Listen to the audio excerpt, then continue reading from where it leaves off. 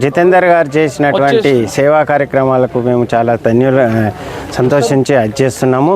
మాకు ఏది కావాలంటే అది వీలైన త్వరగా మా కాలనీలో ఆక్యుపెన్సీ ప్రకారం మొత్తం కూడా అన్ని రోడ్స్ శాంక్షన్ చేసి అన్ని రోడ్స్ వేసిండ్రు.